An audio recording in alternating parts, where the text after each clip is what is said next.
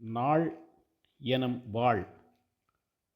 நாள் என்பதை கண்ணால் பார்க்க இயலுமா? அது ஒரு தோற்றம். வாள் அறுப்பது போல அது நமது வாழ்நாளை குறைத்து கொண்டே வரும். ஒரு நாள் என்பது என்ன?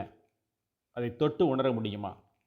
ஒரு நாள் என்பது என்ன என்று பாமர மக்களை கேட்டால் ஒரு இரவும் ஒரு பகலும் என்பார்கள்.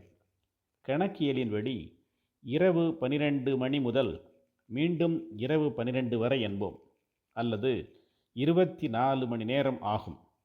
புவியானது தன்னையும் சுற்றி கொண்டு சூரியனையும் சுற்றி வருகிறது என்று அறிவியலில் படித்திருப்பீர்கள்.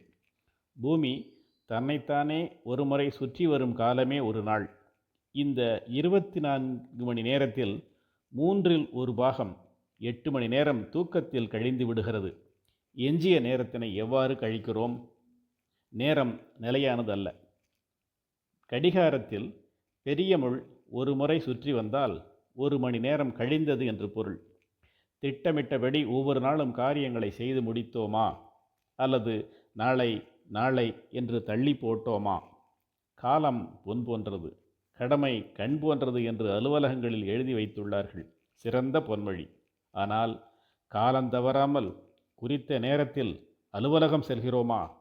எப்போதும் காலதாமதமாக வரும் ரயிலை பிடிக்க காலதாமதமாகவே செல்கிறோம்.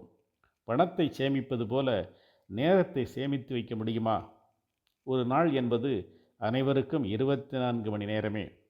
இன்று பயன்படுத்தவில்லை என்றால் வீணே கழிந்தது, நாளை சேர்த்து பயன்படுத்த முடியாது. நேரத்தை யாருக்கும் கடன் கொடுக்கவோ யாரிடமிருந்தும் கடன் பெறவோ முடியாது. நாட்காட்டியில் ஒவ்வொரு நாளும் ஒரு தேதியை கிழிக்கும் போது நம் வாழ்நாளில் ஒரு நாள் கழிந்தது என கொள்ள வேண்டும். இதனைத்தான் வள்ளுவர் குறளில் சுட்டி காட்டுகிறார். நாளென ஒன்றுபோல் காட்டி உயிரீரும் வாழது உணர்வார் பெறின் என்னும் என நிலையாமை எனும் அதிகாரத்தில் வரையறுத்திருக்கிறார்.